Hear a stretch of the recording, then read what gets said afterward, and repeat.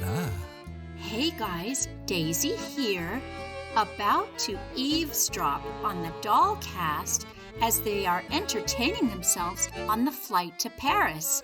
I haven't put on my French cap yet, but stay tuned. Okay guys, let's get straight to it. Translator, how do you say, I would like to have a croissant and café in French? J'aimerais avoir un croissant et un café. No, that's too fast. Translation slower, please. J'aimerais avoir un croissant et un café. That's Saucy Stickers trying to learn French. Hey Siri, what are the best hoppin' nightclubs in Paris? Dolls aren't allowed to go to nightclubs in Paris. How does she know I'm a doll? That's Rebecca Loca, secretly searching for nightclubs on her iPhone. Shh, quiet. She wasn't allowed to bring her phone. I would like to have 3 more chocolate croissants, please. They're for my sisters. Yeah, right. And that's Fanny Pudge asking a flight attendant for more snacks. Okay, dollies, it's time to gather your things. Our plane is landing. Obviously, that's Attorney Malkah. Oh no! I think we're landing. I don't feel so well. Rebecca, I think I'm going to be sick. Don't worry, Fanny. Here's a bag. Just stick your head in the bag. You'll be fine, really. Oh, I don't feel so well, Rebecca. Bonjour, mes amis.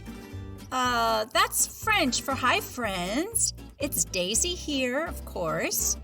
Can you believe Attorney Malkah is bold enough to actually take the Dollcast to Paris? Mercy! Seriously, anything can go wrong with those dolls.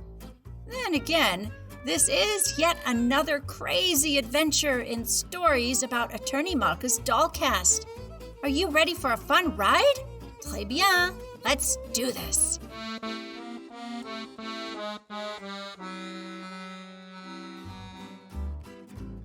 The dolls were super excited about viewing Paris from the top of the Eiffel Tower.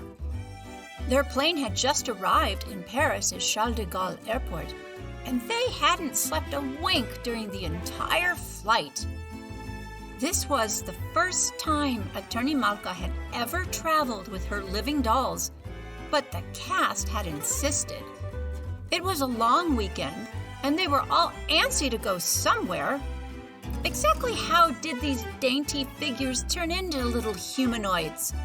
Malkah had noticed that the longer the cast remained animated, the more human-like they became.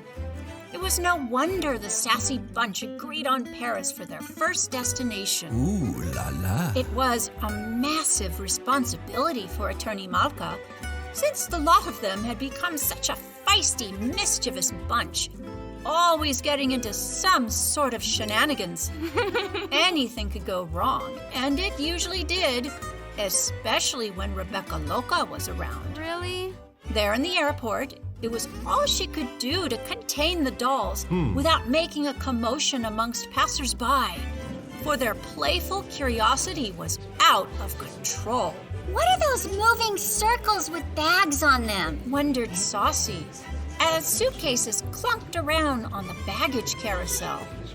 Look, dollies! It's a go-kart! Cried Rebecca, as she jumped onto an empty baggage cart just as another passenger had released it. Woo-hoo! Come on, Saucy! Let's go for a ride!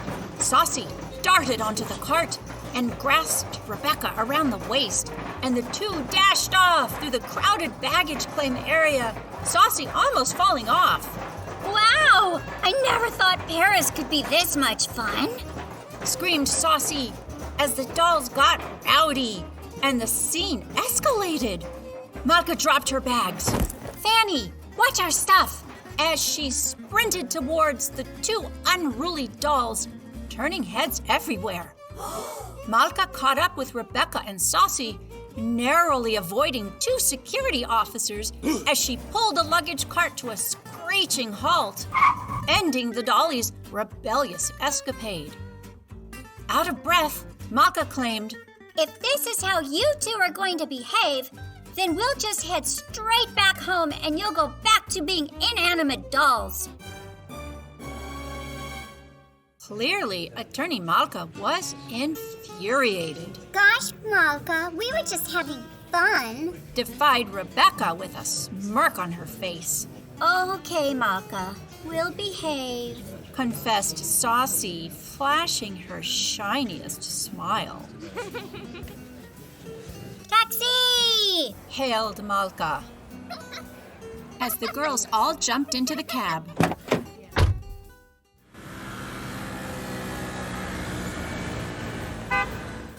Arriving at the hotel, the doll's eyes popped open after a brief snooze in the back of the cab as the valet opened the car door. Bonjour, madame. Bienvenue à la Maison de Treble, the hotel where nothing works and we don't care. Je m'appelle Monsieur Stockup. At your service, madame. Really?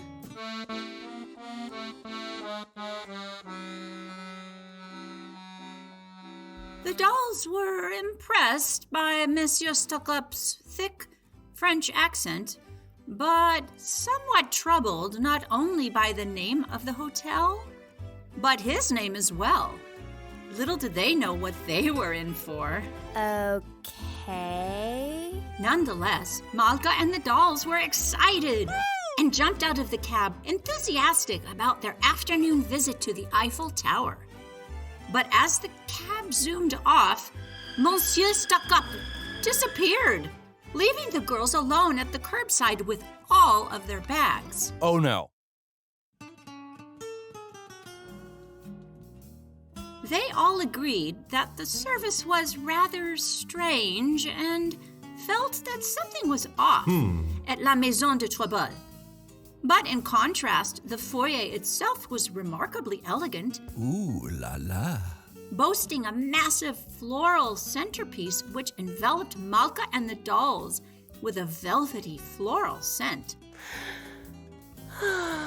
Personnel buzzed about, carrying stacks of snowy white linens and trays topped with steamy café crème and croissant. Just beyond the grand floral centerpiece appeared to be the concierge, where a thin lady with a massive blonde bouffant shuffled papers and pushed pens. Her phone continued to ring, and yet the puffy-haired woman took the time to repaint her already thickly glossed red lips. No one paid even a speck of attention to Malkah and the dolls as a feeling of awkwardness set in, Oh my goodness. counteracting the elegant aesthetic that characterized La Maison de Treble. Suddenly, Saucy overheard sharp whispers between three female personnel near the entrance. Those girls are the strange, dull-looking tourists from Daisy's World. Mary, Tartine, have you heard of Daisy's World? No. Raplapla wanted to live there, but they would not let her. Saucy could not believe what she was hearing as one of the three pointed a long, skinny finger in their direction while the other two shot a wide-eyed, glaring look straight at Saucy. Saucy gasped, shocked by what she had overheard. In a split second, she could not process whether she was impressed by their lean, chic appearances or offended by their sharp remarks. How did the hotel personnel know that Malkah and the dolls were from Daisy's World? But before Saucy could utter a word to the others, Attorney Malkah made her way to the concierge to claim their hotel room, not waiting another second for any sort of hospitable greeting. And since it was obvious that Madame Blonde Bouffon was not going to acknowledge the group, Malkah asserted, Bonjour, mademoiselle. Nous aimerions avoir notre chambre d'hôtel, s'il vous plaît. Wait, what? What did she just say? Was she speaking French? Taken aback by Malkah's assertive greeting, the dolls whispered curiously amongst themselves. I didn't know Malkah could speak French. Me neither. What did she say? I think she said something about getting a hotel room. The fashion-backward woman halted her lip painting and stared blankly at Malkah, as though looking straight through her, flatly ignoring the ear-cracking rings of her phone. The woman shuffled papers for all of eternity as Malkah noticed that her name tag read Bee. How fitting for a beehive-like hairdo. Abruptly, the abrasive woman slapped a paper and slammed a pen on the countertop, startling Malkah and instructing, "Sign here and sign there," in the heaviest of a New York accent. No sooner could Malkah scribble her signature than Madame B. Buffon slammed a key next to the signed papers, triggering Malkah to jump. "Your room is on the 4th floor. The stairs are over there," the woman said harshly, waving her chunky hand in some random direction. The nerve! Malkah was stunned by the lady's rude service. In fact, she almost forgot to take the key as she stared into the flat eyes of a woman obviously clueless about fashion, much less manners. Resisting the urge to shoot daggers of insults, Malkah set a good example for the staring dolls with jaws aghast and replied, Merci beaucoup. which means thank you very... Well, I think we all know what it means in English. Not surprisingly, no one at La Maison de Trouble offered to assist the girls with their bags. So they all set foot to the 4 flights of stairs, panting as they finally reached their room. Once inside, Malkah and the dolls could not believe their eyes. For right before the ornate provincial beds was a magnificent veranda with open French doors, welcoming a direct view of the Eiffel Tower. Wow, this room is so beautiful. The plush, traditional decor definitely compensated for the rude service that characterized La Maison de Trouble. The dolls squealed in delight as they all dropped their bags and ran onto the veranda. Look at the Eiffel Tower. I can practically touch it. Beautiful. Wow, it's so beautiful. I can't believe we're staying. Let's order lunch. Girls, isn't this amazing? Have you ever been somewhere so beautiful? They all dropped into cushy chairs surrounding a large glass table topped with a basket of fruit, ripe and ready to be eaten. They gazed out onto the tower, fatigue from jet lag beginning to set in as the dolls grew weary. Dollies, remember our plan to go to the Eiffel Tower. And later, dinner at the Café Montilgues. We can rest after dinner. Where did she say we were going for dinner? I don't know if I want to eat French food tonight. I haven't seen that restaurant in my tourist book. Cafe what? I want McDonald's! I want to eat more chocolate croissants. And I also want to go to a trendy nightclub. I want to speak French like Malkah. Little did the animated creatures realize that Attorney Malkah was taking them to one of the most charming streets in Paris for a dazzling culinary experience at a well-known bistro. It certainly was not McDonald's, even though most of the dolls, except for one, had somehow developed palates more refined than some humans. Wow! Malkah was not sure how that happened, since dolls don't need to eat unless they want to. For the next 30 minutes, all the belles femmes beautified, including Malkah, ultimately regaled in drip attire, swag as swaggy can be, even by Parisian standards. Malkah was secretly proud of her Dollcast. I'm gonna wear red lipstick tonight. Oh, I am so wearing these black boots. I don't know, dolls. I think I'm just gonna wear my new trench coat. No way, I love it.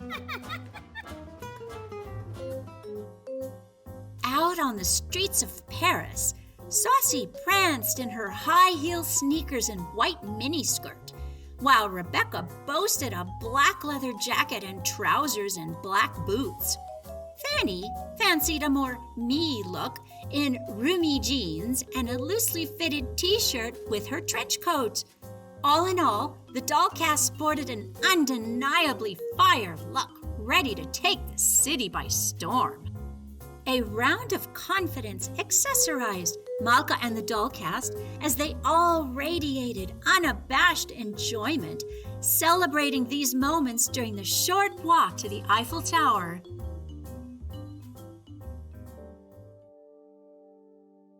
As the group strolled through the Champ de Mars, Fanny snapped photos while Rebecca and Saucy compared cartwheels along the grassy stretch. Malkah made sure that the cast behaved and didn't get out of line. So far, the afternoon was perfect.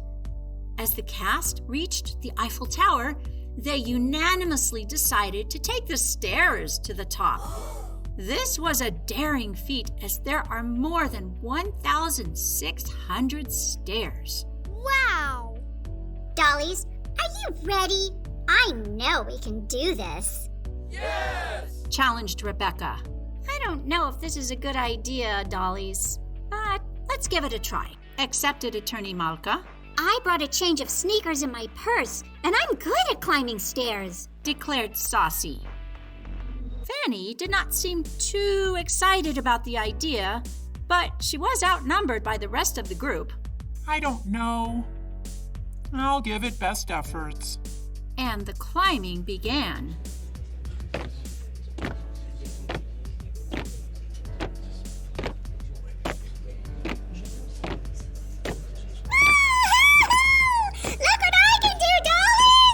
Squealed Rebecca. As Malkah and the dolls turned around, they screeched in horror. And Rebecca swung in midair from one of the iron beams on the outside of the Eiffel Tower. Rebecca, get down from there right now. That's dangerous. Without further warning, a security guard rushed up to the scene as fellow stair climbers gathered around, gasping at the scene of a bold doll dangling from mid-air. But before they could reach the group, Rebecca swung herself and landed at Malkah's side, letting out a rebellious cackle. I'm sorry, officer. I thought I dropped my purse. It won't happen again. Rebecca innocently declared to the man in uniform. The glare of the authoritative figure quickly melted into a blushing smile as Rebecca flashed one of her flirty grins and batted her eyelashes. Ooh la la. Well, Rebecca was anything but innocent, and Malkah was furious. I can't take you dolls anywhere. Rebecca, mind your manners. Malkah scolded, as the other dollies could not help but chuckle. They were accustomed to rebellious Rebecca Loca being their go-to entertainer, and this was a good one. Soon, Malkah and the entire Dollcast reached the top of the Eiffel Tower.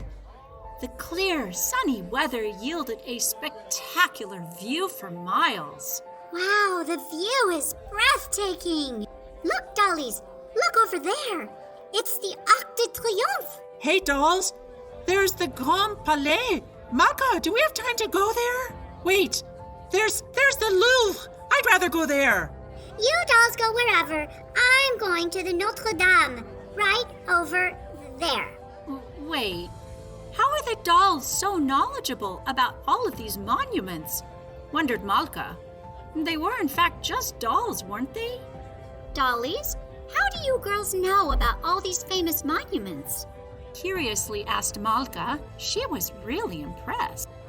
Just then, Saucy pulled from her giant purse a bulky tourist book that looked more like an encyclopedia.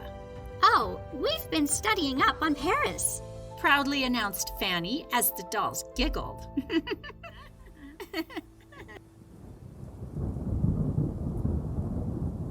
Before long, large purple clouds hovered over the city and it began to rain. Raindrops soon turned into buckets and the girls got drenched. Quick, dollies! Let's catch the elevator before everyone else gets the same idea. Yeah, let's do it. That's a great idea. Come on, dollies, let's go. Okay, I'm coming. As the dollies made their way to the elevator. Yeah.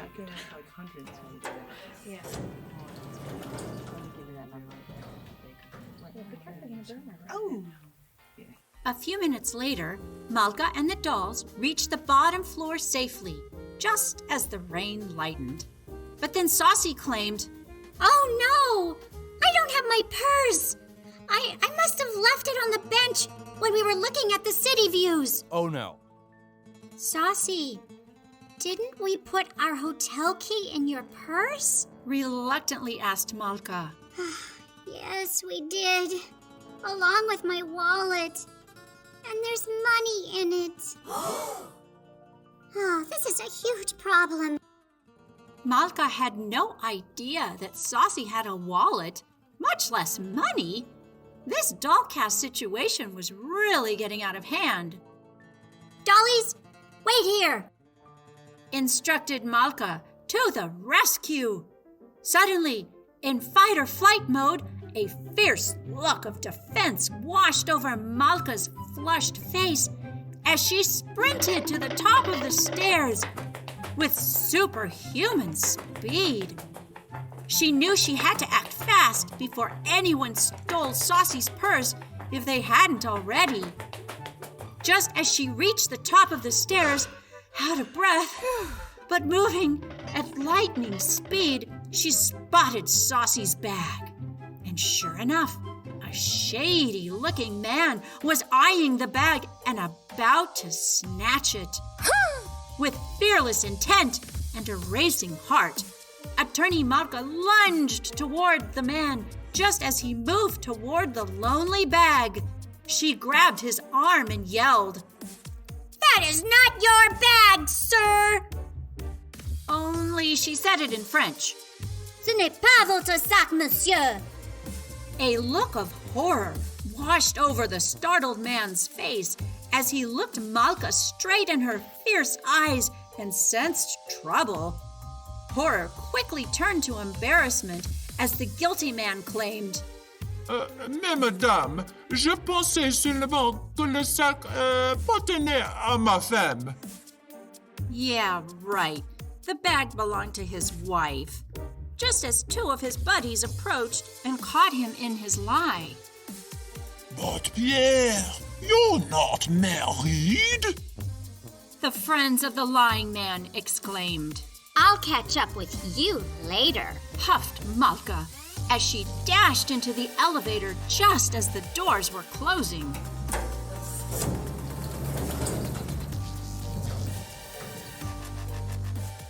Once at the ground floor, Malkah was greeted by the dolls with a group hug and a round of thank yous as the entire Dollcast noticed that she had saved Saucy's bag and therefore the day. Wow, Malkah, that was fast. How'd you do it? Yeah, how'd you do it? Well, dollies, there is something called fight or flight. It basically means that in a dangerous or urgent situation, a physiological response sets in the body to react in ways it would not normally be able to do, such as how fast I sprinted up the stairs or how I forcibly stopped that man from stealing your bag, Saucy. Oh my gosh! Did you hear that? And then I sprinted to the elevator, and I think the elevator went down faster than it normally does, and I just wanted to get here so fast so that everybody knew that everything was going to be okay. Okay. The dolls were humored by Malkah's ranting and could tell that she was flying high on energy. But Rebecca didn't quite understand what she was talking about, and neither did Saucy. Fanny totally got it, But Saucy did understand that Malkah saved her bag and all of the valuables inside, including their hotel room key. You're just incredible, Malkah. Yeah, not to mention, we didn't know that you speak French. Oh, dollies, it was nothing, really. I'm just happy everything is okay, responded Malkah, now calm, as she wrapped her arms around her dolly friends, and she and the Dollcast headed back to their lovely hotel. None of them noticed all the Parisians and tourists gawking at a young human girl walking and chatting with living dolls as the creatures awkwardly walked along the Seine River, one sporting high sneaker heels. It was during this touching moment that Attorney Malkah realized the value of the friendship she had with the living dolls that she had brought to life with the power of her mind. It was, after all, an inexplainable talent that she possessed, even if it did defy the laws of nature. But that's another story for another time. The sassy group headed back to their hotel room for a much-needed rest as jet lag was setting in. Later, they would make their way to enjoy a fabulous dinner at the well-known Café Montergay for some delicious French cuisine. Yummy. And sensational people watching. Oops, did I say that?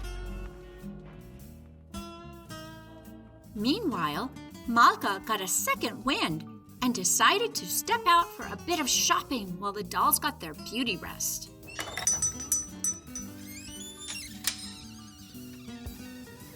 Bonjour, madame.